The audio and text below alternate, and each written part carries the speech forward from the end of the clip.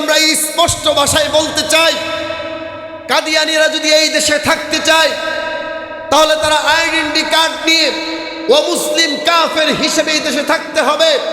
সুতরাং এই দেশে থেকে মুসলমানদের কালিমা, মুসলমানদের মসজিদ, মুসলমানদের নাম আহমদিয়া জামাত দিয়ে এই বাংলার জমিনে তাদের ঠাঁই হবে না, ঠিক কিনা বলে? যদি এই দেশে থাকতে হয় তাহলে কাফের যেভাবে হিন্দুরা এই দেশে তারা হিন্দুত্ব নিয়ে মন্দির নিয়ে আছে, যেইভাবে খ্রিস্টানরা তারা গির্জা নিয়ে আছে, যেইভাবে বৌদ্ধরা পেগুড়া নিয়ে আছে, ঠিক তেমনি ভাবে কাদিয়ানীরা যদি এই দেশে থাকতে চায় অমুসলিম হিসেবে এই দেশে থাকতে হবে, অন্যথায় এই বাংলার জমিনে তাদের ঠাঁই হবে না, ঠাঁই হবে না, ঠাঁই হবে না, ঠিক কিনা বলে? আপনারা যদি কাদিয়ানীদেরকে পান, তিনটা প্রশ্ন করবেন কাদিয়ানীদেরকে। প্রথম নাম্বার প্রশ্ন হলো তুমি যে নবী তোমার নাম কি? 2 নাম্বার তুমি যে নবী তোমার কালিমা কি? 3 নাম্বার তুমি যে নবী তোমার কাছে উহি আসে কি? বলো, কথা বলেন। প্রশ্ন আসে না? প্রশ্ন, তুমি যে নবী তোমার নাম কি? বলো। নাম যদি বলে গোলাম আহমদ কাদিয়ানী, না, নবীর নাম মুরাক্কাব হয় না, মুফরাদ হয়। বাটপার ধরা খাইছে কি খাইছে না বলেন? 2 নাম্বার তুমি যে নবী তোমার কালিমা বলো। পৃথিবীতে যতগুলো নবী আসছেন, রাসূল আসছেন, প্রত্যেককে আল্লাহ কালিমা দিছিলেন কিনা বলেন? আদমের কালিমা লা ইলাহা ইল্লাল্লাহ, আদম সফিহুল্লাহ। মূসা লা ইলাহা ইল্লাল্লাহ, মূসা কালিমুল্লাহ। ইব্রাহিমের লা ইলাহা ইল্লাল্লাহ, ইব্রাহিম খলিলুল্লাহ। ইসমাইলের লা ইলাহা ইল্লাল্লাহ, ইসমাইল জবিহুল্লাহ, লা ইলাহা ইল্লাল্লাহ। এরপরে ঈসা রূহুল্লাহ, লা ইলাহা ইল্লাল্লাহ, মুহাম্মাদুর রাসূলুল্লাহ। তোদের কালিমা কি বল? তখন দেখবেন এরা আমাদের কালিমাটা আবার ব্যবহার করে, লা ইলাহা ইল্লাল্লাহ, এই কালিমা ব্যবহার করে তারা। যদি তুই নবী হয়ে থাকোস তাহলে 2 নাম্বার তোর কালিমা কি? পারলে একটা নতুন কালিমা বানায় দেখা বেটা, ঠিক কিনা বলেন? আজ পর্যন্ত কাদিয়ানীরা তারা মুসলিম দাবিতে, তারা যখন দেখলো কাদিয়ানী প্রচার প্রসারে মানুষ সজাগ হয়ে গিয়েছে, তখন তারা নিজেদের একটা সাইনবোর্ড লাগাইলেন, আহমদিয়া জামাত। কি জামাত? আর একটু জোরে বলেন। তার নাম দিল আহমদিয়া জামাত। মুসলমানদের ঈমান এবং আমলকে ধ্বংস করার জন্যে তারা তাদের নাম একটা সাইনবোর্ড দিলেন, আহমদিয়া জামাত। তারা বলে আমরা নামাজও পড়ি, সব করি। আচ্ছা বলেন, কোরআনের ভিতরে আল্লাহ রাব্বুল আলামিন যতগুলো আয়াত রেখেছেন, কোরআনের প্রত্যেকটি আয়াতের উপর বিশ্বাস রাখা মানা কি বলে? ঈমান, ঠিক কিনা বলেন? রাসূল কারীম সাল্লাল্লাহু আলাইহি সাল্লামের যতগুলো হাদিস আছে, প্রত্যেক হাদিসের উপর, প্রত্যেক হাদিসকে মানা, সেটাকে বলে ঈমান। কিন্তু কাদিয়ানীরা কোরআনের ভিতরে সব আয়াত যদি মানে, কিন্তু সূরা আহজাবের 40 নম্বর আয়াত না মানার কারণে তারা কাফের, ঠিক কিনা বলেন? 40 নম্বর আয়াত তারা মানে না। আল্লাহ রাসূল সাল্লাল্লাহু আলাইহি সাল্লাম হাদিসের মধ্যে বলেন, আমার পরে যারা নবী দাবি করবে, সুতরাং তোমরা তাদেরকে কঠিন শাস্তি হিসেবে এই পৃথিবীতে মৃত্যুদণ্ড দাও। কি দাও? কিন্তু কাফেরের বিরুদ্ধে আল্লাহ রাসূল এই কথা বলেন নাই। কার বিরুদ্ধে? কাফের যারা ডাইরেক্টলি শিরিক করে, মূর্তি পূজা করে, হিন্দু বলেন, বৌদ্ধ বলেন, খ্রিস্টান বলেন, অমুসলিম বলেন, তাদের বিরুদ্ধে রাসূল এই হাদিস দেন নাই। কিন্তু যে নবী দাবি করবে আমার পরে, শেষ নবী দাবি করবে আরেকজন, আল্লাহ রাসূল বলেন তার গর্দান থেকে মাথা আলাদা করে ফেলে। এটাই তার ফয়সালা। আমরা বাংলাদেশ স্বাধীনতা অর্জন করেছি পাকিস্তান থেকে 1971 সালে। স্বাধীনতা অর্জন করার আগে আমরা পাকিস্তানের অঙ্গরাজ্য ছিলাম। 1947 সালে আমরা ভারত থেকে পাকিস্তান স্বাধীনতা অর্জন লাভ করি। 1947 সাল আগে পাকিস্তান ছিল ভারতের অঙ্গ। তাহলে 1971 সালের আগে বাংলাদেশ ছিল পাকিস্তানের অঙ্গ, আর 1947 সালের আগে পাকিস্তান ছিল ভারতের অঙ্গ। 1947 সালে স্বাধীনতা অর্জন করে হয়েছিল ভারত থেকে পাকিস্তান, আর পাকিস্তান থেকে 1971 সালে স্বাধীনতা অর্জন করে আমরা হয়েছি বাংলাদেশ। 1947 সালের আগে ভারত তখন শাসন করেন 200 বছর পর্যন্ত ইংরেজরা। পুরা ভারত 1947 সাল আগ পর্যন্ত 200 বছর পর্যন্ত ইংরেজরা রাজত্ব করেন। 200 বছর ইংরেজরা রাজত্ব করার আগে দীর্ঘ 100 বছর পর্যন্ত মুসলমান শাসকরা ভারতকে শাসন করেছে। যখন মুসলমান শাসকরা ভারত শাসন করে, তো ইংরেজরা ভারতের মধ্যে বাণিজ্যিক কাফেলা নিয়ে এসে বাণিজ্য করার উদ্দেশ্যে ব্যবসার ছলে বলে কলে কৌশলে তারা ভারতে প্রবেশ করে তারা অন্যায়ভাবে জুলুম অত্যাচার করে তারা ভারত মুসলমানদের কাছ থেকে সেই রাজত্ব কেড়ে নিয়েছে। সেটা 1947 সালের আগে 200 বছর তারা ভারতকে রাজত্ব করলো, শাসন করলো। ওই সময়ের সবচাইতে বড় আলেম হযরত আল্লামা শাহ আব্দুল আজিজ মুহাদ্দিসে দেহলভী রহমাতুল্লাহি আলাইহি তিনি দেখলেন দুর্ভাগ্যবশত সেই ভারতকে এমনভাবে ইংরেজরা রাজত্ব করতেছে যে কোনো মুসলমান সঠিকভাবে নামাজ আদায় করতে পারছে না, মসজিদের মিনার থেকে আজান আসে না, এমনকি ভিক্টোরিয়া সেই পার্কের মধ্যে কয়েক কিলোমিটার রাস্তা পর্যন্ত যতগুলো গাছ ছিল এমন কোনো গাছ বাকি ছিল না যে গাছের মধ্যে আলেমের লাশ ঝুলেছিল। ওই সময়ে আল্লামা শাহ আব্দুল আজিজ মুহাদ্দিসে দেহলভী রহমাতুল্লাহি আলাইহি ঐতিহাসিক ফতোয়ার কিতাব, যেই ফতোয়াকে বিপ্লবী ফতোয়া হিসেবে ইতিহাসের মধ্যে আখ্যায়িত করা হয়েছে। তো ওই সময় শাহ আব্দুল আজিজ মুহাদ্দিসে দেহলভী রহমাতুল্লাহি আলাইহি তখন তিনি ফতোয়া জারি করলেন যে এই মুহূর্তে ইংরেজদের বিরুদ্ধে মুসলমানরা সেই যুদ্ধের মধ্যে অংশগ্রহণ করা প্রত্যেক মুসলমানের উপর ফরজ। এটা ফতোয়া। তাহলে ফতোয়া বিপ্লবী ফতোয়া হলো কিভাবে? এর পরের অংশে তিনি বলেন, ইংরেজদের বিরুদ্ধে যদি কেউ যুদ্ধ না করে, কোনো মুসলমান যুদ্ধে অবস্থান না করে ঘরে বসে থাকে, ওই মুসলমানরা বেঁচে থাকা, দুনিয়াতে বেঁচে থাকা মুসলমানদের জন্য হালাল হবে না, হারাম হবে। এই ফতোয়া দেওয়ার পরে ঐতিহাসিক কিতাবের মধ্যে আব্দুল আজিজ মুহাদ্দিসে দেহলভী রহমাতুল্লাহি আলাইহি তার এই ফতোয়া ইতিহাসের ঐতিহাস কিতাবের মধ্যে ঐতিহাসিক বিপ্লবী ফতোয়া হিসেবে আখ্যায়িত করা হয়েছে। ইংরেজদের কাছ থেকে মুসলমানদের ঈমান এবং আমল হেফাজত করার জন্যে তাদের বিরুদ্ধে মুক্তির যুদ্ধে নামা প্রত্যেক মুসলমানদের জন্য ফরজে আইন, এবং যারা এই যুদ্ধে অংশগ্রহণ না করে থাকবে ওই সমস্ত মুসলমানরা দুনিয়াতে বেঁচে থাকা তাদের জন্য হালাল হবে না। ওই সময় যে যুদ্ধটা সংগঠিত হলো, সেই মুক্তিযুদ্ধ, সেই যুদ্ধটাকে শাহ আব্দুল আজিজ মুহাদ্দিসে দেহলভী রহমাতুল্লাহ আলাইহি ফতোয়া দেওয়ার কারণে সেই মুক্তিযুদ্ধকে জিহাদ হিসেবে পরিচালনা করা হয়েছে। আল্লাহ রাসূল সাল্লাল্লাহু আলাইহি সাল্লাম বলেন যে জিহাদ এই পৃথিবীতে কিয়ামত পর্যন্ত বলবৎ থাকবে। আল্লাহ রাসূল কি বললেন? যে জিহাদ এই পৃথিবীতে কিয়ামত পর্যন্ত রুহিত হয়ে যাবে নাকি বলবৎ থাকবে? কোনটা? আল্লাহ রাসূল কি বলছেন?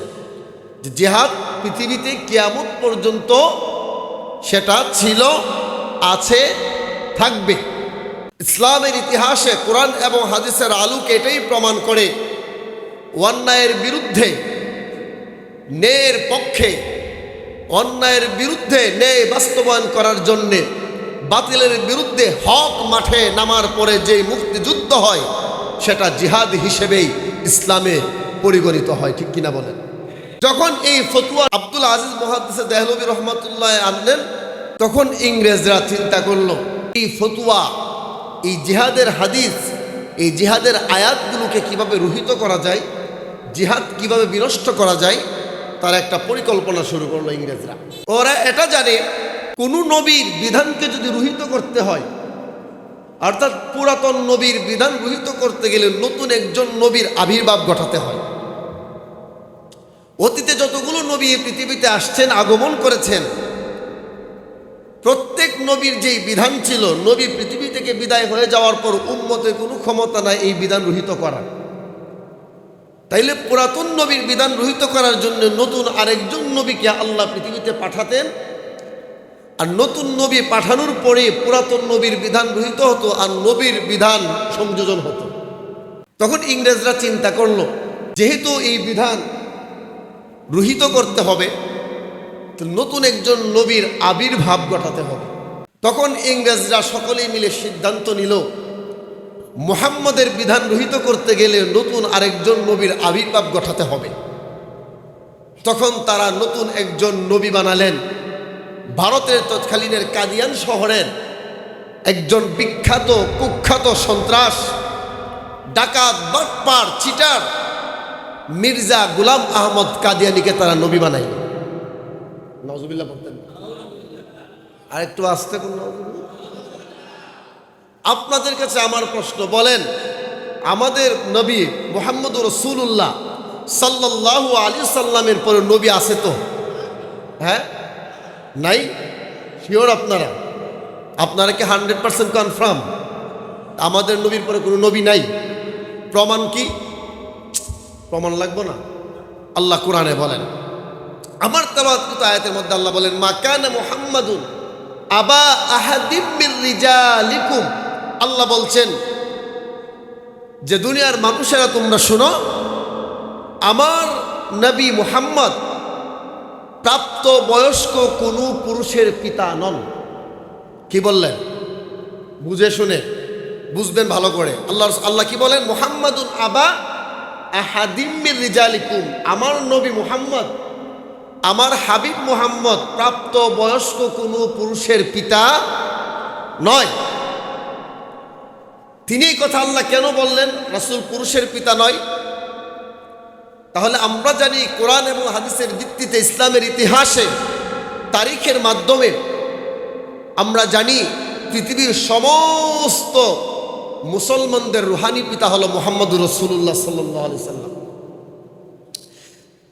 আল্লাহ রাব্বুল আলামিন বলেন, আমার হাবিব মুহাম্মদ হলো তোমাদের সকলের রুহানি পিতা, জন্মগত পিতা নন।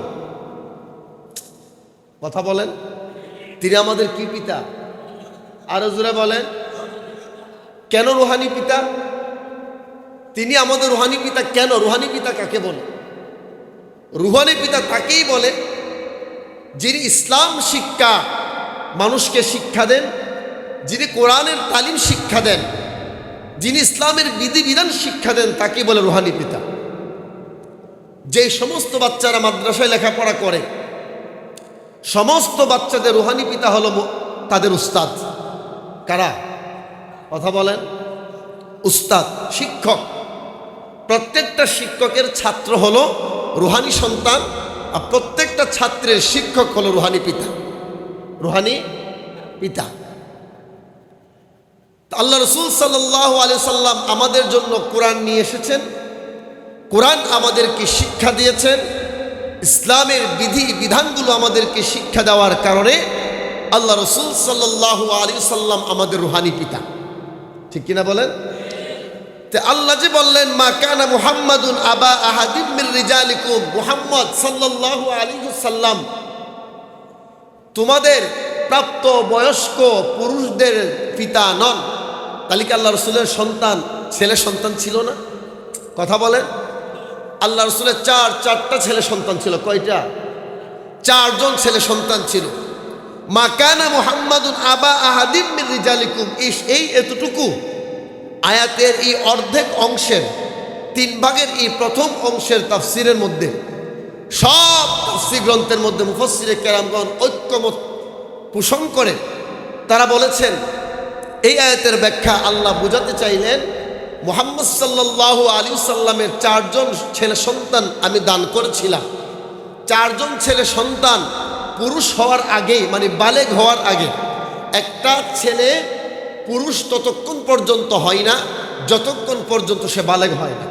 তো আল্লাহ রাব্বুল আলামিন বোঝালেন মুহাম্মদ সাল্লাল্লাহু আলাইহি সাল্লামকে আমি 4 জন সন্তান দিয়েছি, তহের, তৈয়েব, ইব্রাহিম, আরেকটা নাম আমার খেয়াল নাই। 4 জন সন্তান আল্লাহ রাসূলকে দান করেছেন। কিন্তু ওই সন্তানগুলো আল্লাহ বলেন মুহাম্মদ সাল্লাল্লাহু আলাইহি সাল্লামের 4 ছেলে সন্তান বালেগ হওয়ার আগেই, বুঝ জ্ঞান হওয়ার আগেই আমি আল্লাহ তাদেরকে জমিন থেকে উঠায় নিয়েছি। কেন? কারণ আমি আল্লাহ রব্বুল আলামিন আদমকে সৃষ্টি করার আগেই আমি জানায় দিয়েছি যে এই পৃথিবীতে সর্বশ্রেষ্ঠ একজন মহামানব বিশ্বনবীকে আমি আল্লাহ পাঠাবো, তারপরে আর কোনো নবীকে আল্লাহ পাঠাবো না আমি।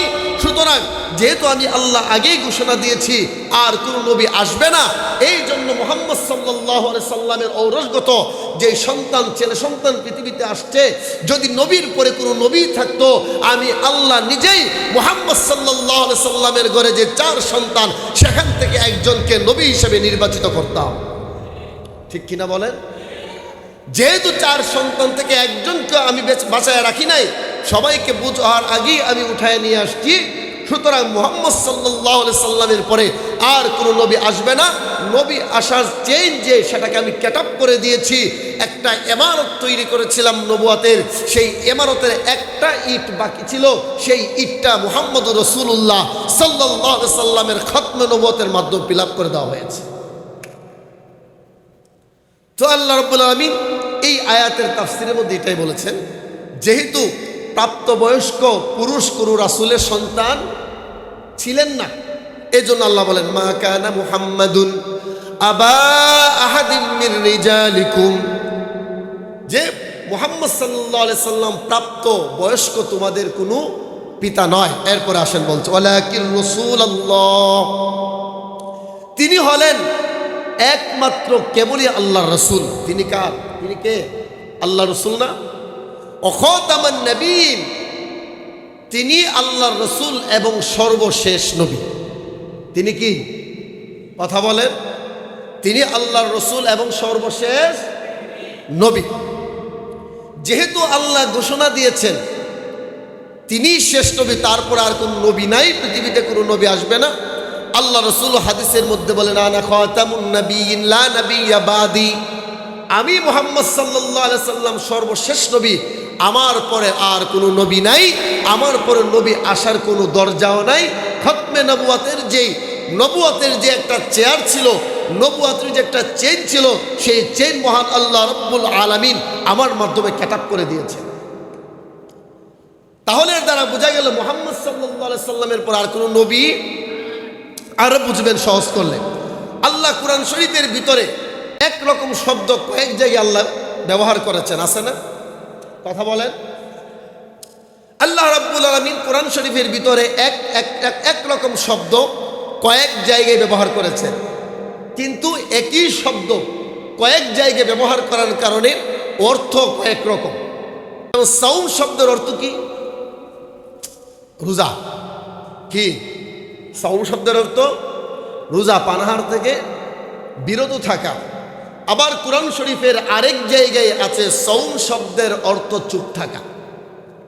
একই শব্দ থেকে নির্গত, একই মাসদার, একই শব্দ। তাইলে এই সাউম শব্দের প্রথম এক জায়গায় বলছে কুতিবা আলাইকুমুস সিয়াম, তোমাদের উপরে রমজানের রোজাকে ফরজ করা হয়েছে। আবার আরেক জায়গার মধ্যে বলা হয়েছে মারিয়াম আলাইহিস সালাতু সালামের দিকে বলা হয়েছে, তাকে ইঙ্গিত করে যে মারিয়াম আলাইহিস সালাম বলেছিল আমি কোনো পরপুরুষের সঙ্গে কোনো কথাই বলবো না, সেখানে সোম ব্যবহার করেছে। আরেক জায়গায় কোরআনের মধ্যে আছেন দরবান, দরবা ইয়াদরিবু দরবান, দরবান শব্দের অর্থ হলো মারা। কি করা? মারা, প্রহার করা। এক জায়গায় আল্লাহ কোরআনের মধ্যে দরবান শব্দ দিয়ে মারা ব্যবহার করেছেন, মারো। আরেক জায়গায় দরবান দিয়ে আল্লাহ রাব্বুল আলামিন হাঁটা ব্যবহার করেছেন, চলাচল। তো এটাই বুঝাইতে চাইলাম আল্লাহ রাব্বুল আলামিন কোরআনের ভিতরে একরকম শব্দ কয়েক জায়গায় নাজিল করার কারণে ব্যবহার করেছেন ভিন্ন অর্থে, কিন্তু আল্লাহ রাব্বুল আলামিন কোরআনের ভিতরে খতমে যে শব্দটা ইউজ করেছেন, ব্যবহার করেছেন, এই খতমে শব্দের ব্যবহার করার কারণে এক এক জায়গায়, বিভিন্ন জায়গায় একরকম শব্দ খতমে ইউজ করার ব্যবহার করেছেন বিদায় যেই শব্দ প্রত্যেক জায়গায় ব্যবহার করার কারণে অর্থ একই। সূরা বাকারার মধ্যে আল্লাহ রাব্বুল আলামিন বলেন খাতামাল্লাহু আলা কুলুবিহিম ওয়া আলা সামইহিম ওয়া আলা আবসারিহিম গিশাওয়া। আল্লাহ বলেন খাতামাল্লাহু আলা কুলুবিহিম, আমি আল্লাহ তাদের অন্তর মধ্যে সিল মোহর মেরেছি। কি মেরেছি? মোহর মেরেছি, সিল মেরেছি, তাদের কলমের মধ্যে, তাদের কানের মধ্যে, তাদের চোখের মধ্যে কি মারছি? পর্দা ফেলে দিয়েছি, মোহর মেরেছি। সুতরাং তারা ইচ্ছে করলে হেদায়েত পাবে না। মক্কার 25 জন কাফেরকে উদ্দেশ্য করে আল্লাহ রাব্বুল আলামিন এই আয়াত নাজিল করলেন, খাতামাল্লাহু আলা কুলুবিহিম। ইতিহাসের মধ্যে জানা গেল এই 25 জনকে উদ্দেশ্য করে আল্লাহ রাব্বুল আলামিন যে সূরা বাকারার এই আয়াত নাজিল করলেন, এই 25 জনের ভিতরে মৃত্যুর আগ পর্যন্ত একজনও কালিমা পড়ে মুসলমান হয়নি, সব কাফের ছিল। তাহলে আল্লাহ তাদেরকে নিঃশেষ শেষ করে দিয়েছেন। খাতম শব্দ তো শেষ, শেষ তারা। ঠিক তেমনি আল্লাহ রাব্বুল আলামিন আমার তেলাওয়াতকৃত আয়াতের মধ্যে বলেন ও খাতামান নবিয়্যিন। সুতরাং এখানেও আল্লাহ ব্যবহার করে বললেন আমি এমন একজন নবী পৃথিবীতে পাঠাইলাম, সেই নবীর খতমে নবুয়াত সেখানে মোহর দিয়ে আমি সিল মেরে এখানে স্ট্যাম্প করে দিয়ে দিলাম, ওই নবীর পরে আর কোনো নবী পৃথিবীতে আসবে না। ঠিক কিনা বলেন? আর একটু জোরে বলেন ঠিক কিনা? তো বলছিলাম গোলাম আহমদ কাদিয়ানি, মির্জা গোলাম আহমদ কাদিয়ানিকে যখন তারা ইংরেজরা নবী বানাইল যে তুমি আজকে থেকে নবী, তুমি নবী হয়ে মুহাম্মাদের যেই বিধান, জিহাদের বিধান আছে ওই বিধানগুলোকে রহিত করো। মির্জা গোলাম আহমদ কাদিয়ানি নবী হওয়ার পরে সে নবী নিজেকে নিজে কি করলো? নবী দাবি করলো। তো নিজেকে নবী দাবি করার পরে সে অনেকগুলো গ্রন্থ লিখেছে। এর মধ্যে প্রত্যেক গ্রন্থের মধ্যে সে জিহাদের বিরুদ্ধে, কোরআনের আয়াতে যে জিহাদের যে আয়াতগুলো আছে প্রত্যেকটা আয়াতের বিরুদ্ধে সে লিখেছে। শেষ একটা কিতাব তিনি লিখেছেন, সেই কিতাবের মধ্যে তিনি উল্লেখ করেছিলেন ওই যে শাহ আব্দুল আজিজ মুহাদ্দিস দেহলভী রহমাতুল্লাহ আলাইহি যে ফতোয়া দিয়েছিলেন ইংরেজদের বিরুদ্ধে মুসলমানরা জিহাদ করা, যুদ্ধে নামা কি ফরজ, আর সে দিয়েছে, সে ফতুয়াবাজি করে বলেছে ইংরেজের বিরুদ্ধে জিহাদ করা হারাম। নাউজুবিল্লাহ বলবেন না? তাহলে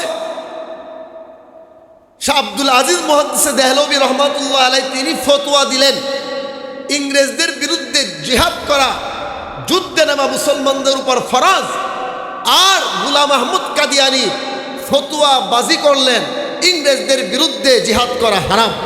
তাহলে ফতুয়া আর ফতুয়াবাজি দুইটা কি এক? কথা বলেন, আর একটু জোরে বলেন। এই জন্য আমাদের সমাজের কিছু মানুষ আছে তারা ফতুয়াও ছিল না, ফতুয়াবাজিও ছিল না। কথা বলেন, ফতুয়া একটা, ফতুয়াবাজি, কথা বলেন। এই জন্য আজকের এই জিহাদকে সারা বিশ্বের মধ্যে সন্ত্রাস গোষ্ঠীরা এই জিহাদকে সন্ত্রাস নামে আখ্যায়িত করেছে। ঠিক কিনা বলেন? সমাজের মধ্যে, দেশের মধ্যে, পুরো বিশ্বে জিহাদ শব্দটাকে এমনভাবে তারা প্রেজেন্ট করেছে যে আজ জিহাদ শব্দটা শুনলেই সাধারণ মানুষের ভিতরে আতঙ্ক শুরু হয়ে যায়। জিহাদ কি জানে?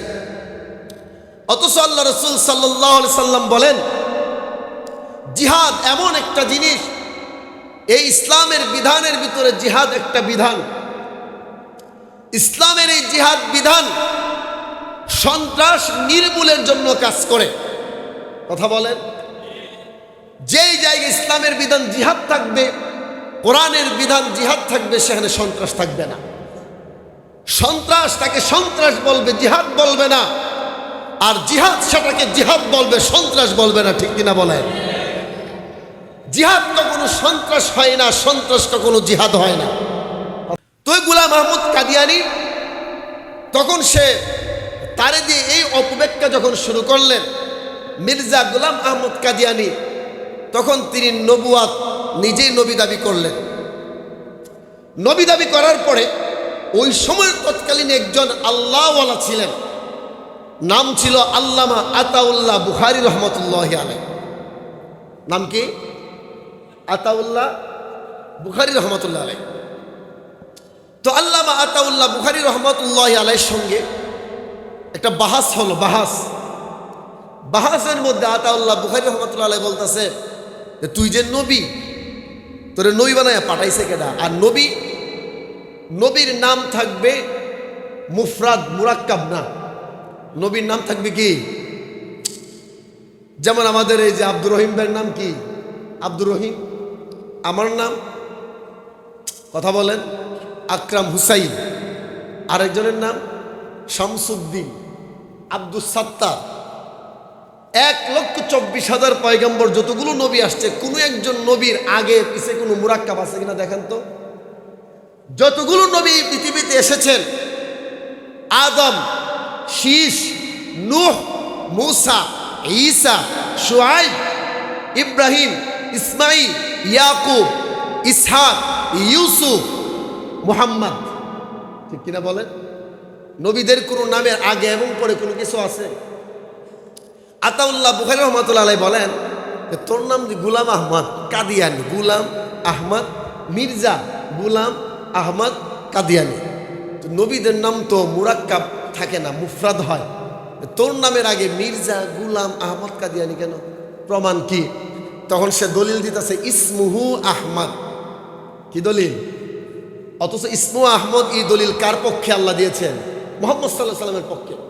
সে দলিল নিয়ে বলতেছে আমি যে শেষ নবী হয়ে আসবে পৃথিবীতে, আল্লাহ আমার ব্যাপারে দলিল দিয়েছে ইসমুহু আহমদ। আতাউল্লাহ বুখারী বলতে তোর নাম যদি আহমদ হয় তাহলে আগে যে মির্জা, এরপরে যে আহমদ, গুলাম, আবার কাদিয়ানি, এই শব্দগুলো কেন? আমি আমার নামের আগে যে গুলাম আছে এটা কাটটা ফালাই দিলাম। কি করে দিলাম? আমার নামের আগে যে গুলাম আছে এই গুলাম আমি কাটটা ফালাই দিলাম, এখন আমার নাম আহমদ, আমি নবী। তখন আতাউল্লাহ বুখারী রহমাতুল্লাহ, তিনি খুব তীক্ষ্ণ জ্ঞানের একজন অধিকারী ছিলেন, কঠিন একজন হাদিস বিশারদ ব্যক্তি ছিলেন, মুহাদ্দিস। তো আতাউল্লাহ বুখারী বলছে আচ্ছা ঠিক আছে দাঁড়া, শেষ হয়েছে না তো বহাস, আমারটা হুনেলা। আতাউল্লাহ বলতেছে আমার নাম কি? আতাউল্লাহ। আমার আগে আতা, পরে আল্লাহ। আগে কি? আতা, সন্ধি বিচ্ছেদ করলে আতা যুগ আল্লাহ, আতাউল্লাহ হয়, এটাই তো। তখন তিনি বলতেছে লেহুন, আমার নাম আতাউল্লাহ থেকে আমি এই মুহূর্তে আতা শব্দ বাদ দিয়ে দিলাম, আমি হয়ে গেলাম এখন আল্লাহ। কি হইলাম? আমি আল্লাহ হয়ে বলতেছি তোর মতো বেয়াদব রে নবুয়ত দেই নেই, যা বাইরে এখান থেকে। ঠিক কিনা বলেন? আমি আল্লাহ হয়ে তোরে বললাম, তুই যদি তোর গুলাম নাম বাদ দিতে পারস তাহলে আমিও এখান থেকে আতা বাদ দিয়ে আমি আল্লাহ হইলাম। আমি আল্লাহ হয়ে এই মুহূর্তে কইলাম তোর মতো বেয়াদব, অসভ্য, বাটপার, কুলাঙ্গার, দাজ্জাল, ফেরাউনকে আমি বললাম তোরে আমি নবুয়ত দেই নাই, তুই বাটপার বেটা, যা। ঠিক কিনা বলেন? তারা এইভাবে পাইতারা শুরু করতে করতে আজ পর্যন্ত, গত কয়েক বছর আগে ঢাকার এক থানা দোহার নবাবগঞ্জে এক ব্যক্তি নিজেকে নবী দাবি করেছিল। নবী দাবি করার পরে ওইখানের সারা বাংলাদেশের খতমে নবুয়ত সংরক্ষণ কমিটি, বাংলাদেশের আমির আল্লামা শাহ আব্দুল হামিদ পীর সাহেব মধুপুরী হুজুর, তিনি তখন অবস্থান নিয়েছেন এবং বলেছেন এই ভণ্ড যে নবী দাবি করেছে তার বিরুদ্ধে সারা বাংলাদেশের মানুষের উচিত হলো এই মুহূর্তে তার বিরুদ্ধে লড়া। এই কথা বলার পরে এর পরের দিনেই নবাবগঞ্জ থেকে ওই ভণ্ড নবীদার পলায়ন করেছে, আজও পর্যন্ত সে এলাকাতে আসতে পারে নাই। তাহলে আল্লাহ রাসূল সাল্লাল্লাহু আলাইহি ওয়াসাল্লামকে আল্লাহ এই পৃথিবীতে শেষ নবী হিসেবে পাঠিয়েছেন।